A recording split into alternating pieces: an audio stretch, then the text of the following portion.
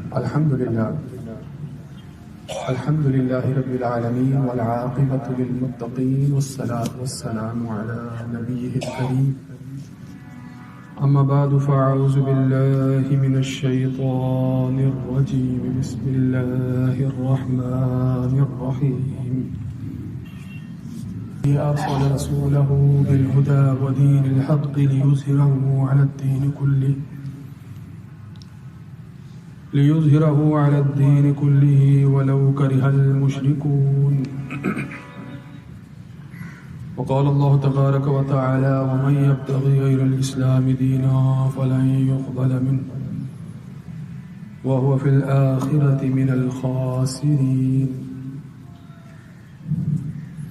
وقال في مقام آخر قل يا أيها الكافرون لا أعبد ما تعبدون ولا أنتم عابدون ما أعبد ولا أنا عابد ما عبدتم ولا أنتم عابدون ما أعبد لكم دينكم ولي دين. وقال النبي صلى الله عليه وآله وسلم كل مولود يولد على الفطرة فأبواه يهودانه أو ينصرانه أو يمجسانه. وقال الله تبارك وتعالى إن الله وملائكته يصلون على النبي يا أيها الذين آمنوا صلوا عليه وسلموا تسليما. اللهم صل على سيدنا ومولانا محمد وعلى آله وأصحاب سيدنا ومولانا محمد وبارک وسلم علیہ. سامعین محترم، پچھلے جمعۃ المبارک کو جو آخر میں بات ہوئی تھی وہ بنیادی طور پر مذہب کی بنیادی ضرورت کو بیان کرنے والی تھی. یعنی یہ بیان کیا گیا تھا کہ مذہب انسان کی بنیادی ضرورت ہے. جس طرح جسمانی بنیادی ضروریات ہیں، جسمانی بنیادی ضروریات کھانا پینا، لباس، خوراک لباس یا رہائش، چھت مکان وغیرہ، یہ جسمانی بنیادی ضروریات میں شمار ہوتی ہیں چیزیں. اسی طرح انسان کے اندر جو جسم لطیف ہے جس کو روح کہتے ہیں، جو کہ اللہ کے حکم سے اس جسم میں موجود ہے، جسم لطیف روح، الروح من امر ربی. جسم انسان کا جو مٹی کا پتلا ہے وہ جب تک اس میں روح داخل نہ ہو وہ مکمل طور پر انسان نہیں کہلاتا ہے. انسان اس وقت ہی ہے جب روح اور جسم دونوں ہیں. کوئی بھی ایک الگ کر دیا جائے تو مٹی کا پتلا ہو سکتا ہے، یا الگ جسم لطیف کو روح کہیں گے، انسان نہیں کہیں گے. انسان اسی وقت ہے جب دونوں کا اتصال ہے، دونوں کا مجموعہ ہے. ٹھیک ہے؟ لہٰذا جس طرح انسان کے جسم کی بدنی ضروریات ہیں، اسی طرح انسان کی روح کی روحانی ضروریات بھی ہیں. اور یہ یاد رکھیے گا کہ چونکہ روح اللہ کے حکم سے ہے اور روح جو ہے وہ حقیقت انسان کے لیے جاننا، روح کی حقیقت جاننا اتنا آسان نہیں ہے کہ اس کی حقیقت کیا ہے، یہ کیسا جسم لطیف ہے، اس کے اندر نورانیت کے کون سے پہلو موجود ہیں، اس کی حقیقت جان لینا انسان کے حقیقی بس میں بات نہیں. بس اتنا سمجھ لیں کہ اللہ نے انسان کے اندر حیات اس سے قائم فرمائی ہے ایک اعتبار سے. لہذا ان دونوں کی پھر ضروریات بھی ہیں. روح جو ہے وہ اللہ کے حکم سے ہے تو یہ اللہ ہی کی طرف لوٹنے کی مشتاق رہتی ہے. اس لیے یہ تقاضا کرتی ہے کہ وہ اعمال، وہ احکامات جو اللہ کی طرف سے ہوں وہی اس سے جو ہے وہ سرزد ہوں. اگر وہ احکام انسان جو اللہ کے حکم کے منافی ہوں وہ سرزد ہو رہے ہوں گے تو یہ جسم لطیف جو ہے وہ کثافتوں کا شکار ہوتا چلا جائے گا، اور جتنا کثافتوں کا شکار ہو کر بوجھل ہوگا یہ پستی کا شکار ہوتا چلا جائے گا. اور اگر جو ہے وہ اللہ کے حکم کے مطابق اعمال سرزد کیے جا رہے ہوں گے تو اس کے اندر لطافت بڑھتی چلی جائے گی، اور جو جسم جتنا لطیف اور ہلکا ہوتا جاتا ہے وہ پھر بلندی کی طرف اسی قدر جو ہے وہ اٹھتا چلا جاتا ہے. لہذا روح کا ارتقاء، روح کی بلندی خالص اللہ تعالیٰ کی اتباع میں، اللہ کے حکم کی اطاعت میں، رسول اللہ صلی اللہ علیہ وسلم کی بتائی ہوئی تعلیمات ہی کے اندر ہے. لہذا اگر روح کو پاکیزہ، طیب اور طاہر معاملات کے ساتھ منسلک نہ کیا گیا تو روح جو ہے وہ پھر جسم لطیف سے جسم کثیف کی طرف جو ہے وہ منتقل ہوتی جائے گی، جو کہ پستی کا شکار ہوتا چلا جائے گا. یہ ایک بنیادی بات آپ نے ذہن میں رکھنی ہے، پھر آگے بات سمجھ آئے گی کہ انسان کی بنیادی جو روحانی ضرورت ہے وہ چونکہ ان اعمال کے ساتھ منسلک ہے جو شریعت کے احکامات ہیں، اس لیے روحانی بالیدگی کے لیے، روحانی ترقی کے لیے، روحانی ارتقاء کے لیے، انشراح کے لیے، کامیابی کے لیے، فلاح کے لیے دین بنیادی ضرورت ہے، مذہب بنیادی ضرورت ہے. اس کے بغیر پھر جو ہے وہ روحانی ارتقاء ممکن نہیں ہے. وہ لوگ جو دین کا انکار کرتے ہیں، جن کو ہم لا دین کہتے ہیں، عربی میں ان کے لیے جو اصطلاح استعمال ہوتی ہے وہ ہے علمانیہ. علمانیت بھی اسے کہتے ہیں، لادینیت کہتے ہیں، علمانیت کہتے ہیں. یہ یاد رکھیے گا کہ لادینیت کسی نہ کسی شکل میں ہر دور میں موجود رہی ہے. یہ نہیں ہے کہ لادینیت اس جدید دور کا خاصہ ہے. آپ اگر کہیں کہ دہریت، دہر زمانے کو کہتے ہیں، دہر زمانے کو کہتے ہیں، تو دہریت یعنی زمانے کی طرف مائل فرد جس کے نظریات جو ہے وہ دنیاوی زندگی زمانے ہی کی طرف مائل ہوں.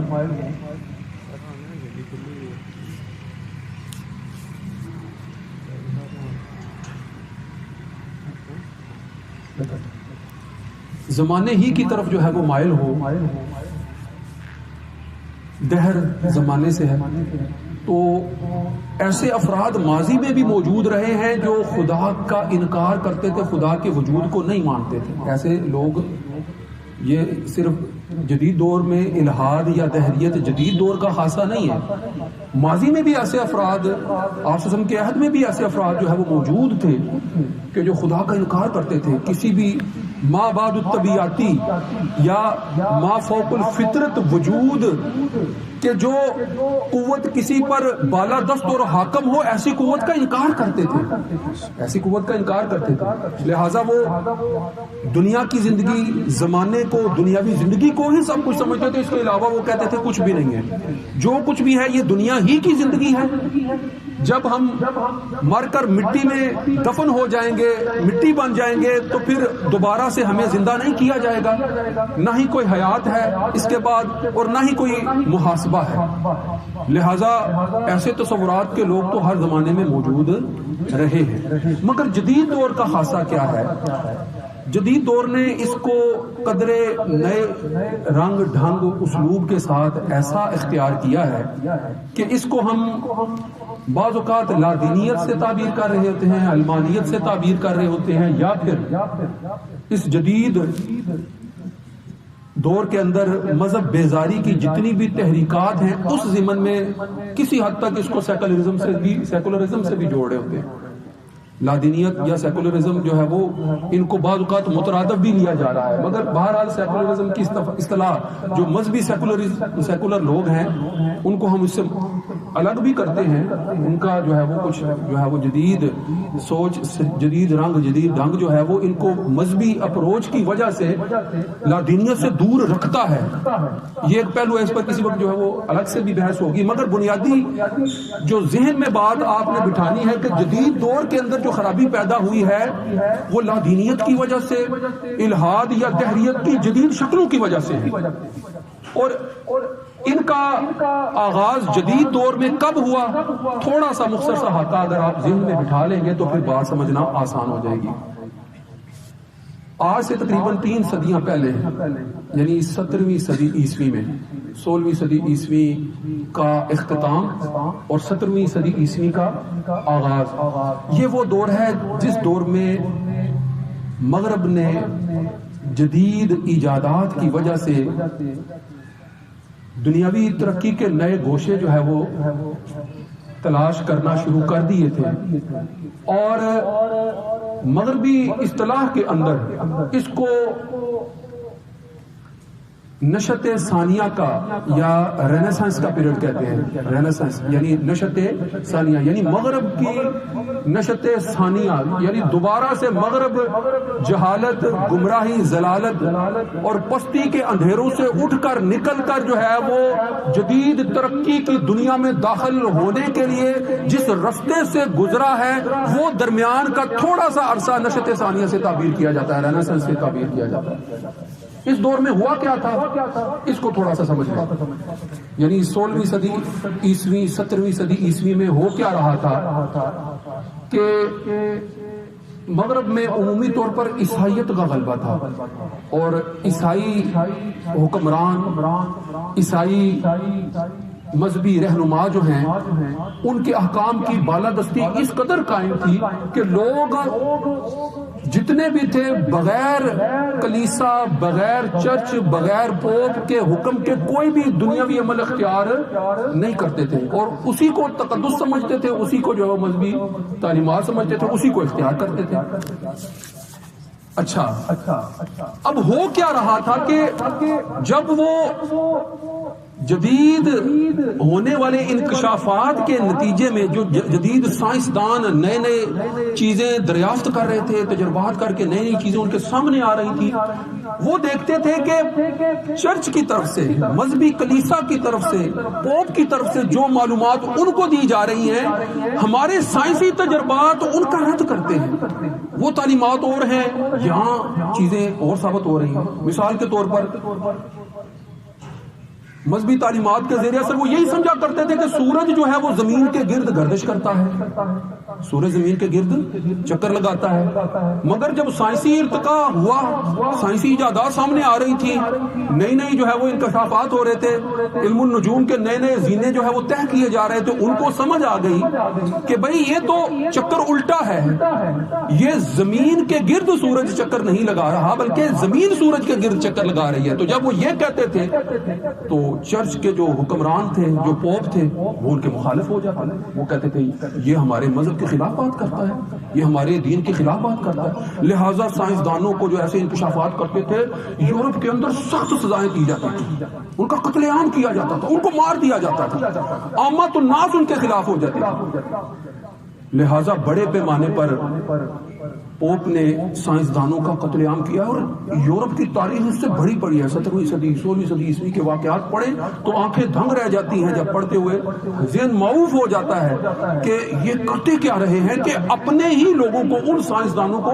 جو نئی نئی چیزیں دریافت کر کے ان کے سامنے پیش کر رہے ہوتے تھے، یہ ان کی بالادستی قائم نہ ہونے دینے کے لیے خواہاں ان کا قتل کر دیا کرتے تھے، ان کو جو ہے وہ مار دیا کرتے تھے. لہٰذا ایک بہت بڑی کشمکش پیدا ہوئی سائنسدان جدید طبقے کے درمیان اور ان مذہبی پیشواؤں کے درمیان. لہذا یورپ کے اندر یہ یقین سے بات جو ہے وہ سمجھی جانے لگی کہ یورپ کے اندر یہ جو مذہبی رہنما ہے یہ ہمیں غلط رہنمائی دیتے ہیں، یہ درست رہنمائی نہیں دیتے. اور یہاں اپنے پس منظر کے طور پر یہ بات ذہن میں رکھنی ہے کہ وہ غلط رہنمائی مذہبی کتابوں ہی سے اس لیے دے رہے ہوتے تھے کہ حقیقت میں مذہبی درست تعلیمات ان کے پاس موجود نہیں تھی. یہ بات آپ نے سمجھنی ہے.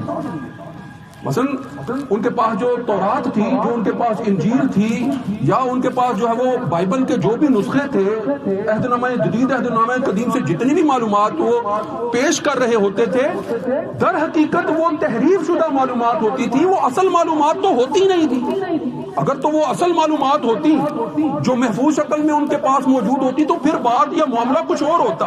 اب یہ وہ باتیں ہوتی تھی کہ جو اپنے ان کے زبانوں اپنے منہ کی باتیں ہوتی تھی، قرآن مجید ان کی طرف جو ہے اشارہ کر کے فرماتا ہے کہ یہ تو ان کی اپنے منہ کی باتیں ہیں جو وہ دین بیان کر کر کے جو ہے وہ دین کے طور پر لوگوں کے سامنے پیش کر رہے ہوتے تھے۔ جب وہ اہل کلیسا مذہبی باتیں وہ پیش کر رہے تھے جو حقیقت میں مذہبی باتیں تھی نہیں، تو عوام الناس کے اندر سائنسدانوں کی، جدید طرز عمل اختیار کرنے والوں کی، فلاسفہ کے نقطۂ نظر کو جو ہے پیش کرنے والے افراد کی ایک بڑی اکثریت نے مذہبی رہنماؤں کو جو وہاں پر رد کیا، تو وہ خواہ مخواہ جو ہے وہ اہل کلیسا کے خلاف ہوتے ہوئے خدا کی اس دنیا کے اوپر جو ہے وہ کائنات کی اوپر جو بالادست حیثیت ہے، حقیقت ہے، اس کا بھی انکار کر بیٹھا۔ یعنی خدا وحدہ لا شریک کی جو بنیادی حیثیت ہے، مابعد الطبیعتی بالادست قوت کی جو بنیادی حیثیت ہے، جو کسی بھی مذہب کی بنیاد ہوتی ہے، جب اس کا انکار کر بیٹھے تو اس چیز نے بڑے پیمانے پر مغرب میں مذہب بیزاری کو فروغ دیا۔ لوگ مذہب سے بیزار ہونا شروع ہو گئے۔ کیوں؟ مذہب ان کا وہ تھا جو مذہب تحریف شدہ مذہب تھا، وہ ان کی معلومات کے، ان کے انکشافات کے، ان کے تجربات کے خلاف بات کرتا تھا، لہٰذا جب ان کے تجربات اور مشاہدات میں درست باتیں نہیں آتی تھی، فطرت کے خلاف باتیں آتی تھی، وہ ان کے خلاف ہو جاتے تھے۔ جب مخالفت بڑھتی تھی تو دونوں کے درمیان اس قدر جنگیں ہوئی کہ پھر بالآخر جب انقلاب فرانس ہوا تو اس وقت جدید جو فلسفی اور سائنسدان طبقہ تھا، ان جدید طبقے کے افراد نے مذہبی طبقوں کو بالآخر شکست دے کر یورپ کے اندر باقاعدہ پھر جمہوریت کے نظام قائم کیے۔ یہ مختصر سی تاریخ میں نے مختصر وقت میں آپ کے سامنے رکھی ہے۔ اب اسی تاریخی پس منظر کو آپ ذہن میں رکھیے گا، اور پھر میں آپ کو بتاؤں گا کہ جدید دور میں پھر جو لادینیت، الحاد اور دہریت اس بڑے پیمانے پر پھیل چکی ہے، فروغ پا چکی ہے، اور اس کے نتیجے اور اثرات جو ہے وہ ہم پر بھی بڑے پیمانے پر ہوئے ہیں، اور ہم بھی اپنے مذہب سے، اپنی دینی تعلیمات سے جو درست تعلیمات ہیں، یہاں پر آپ نے یہ بات ذہن میں رکھنی ہے، تورات و زبور انجیل جو ہے وہ اپنی اصل شکل میں محفوظ نہیں تھی، لہٰذا یورپ والوں نے ان کا رد کر کے جدید جمہوری نظام قائم کر لیے۔ ہمارے پاس خالص اللہ کا کلام اپنی محفوظ شکل میں موجود ہے، لہٰذا ہمیں کسی اور آئین کی ضرورت ہونی ہی نہیں چاہیے بنیادی حیثیت سے۔ لہٰذا اس پر گفتگو کرتے ہوئے جو ہے میں کلام کو بڑھاؤں گا۔ وآخر دعوانا ان الحمد للہ رب العالمین۔ سنتے ہیں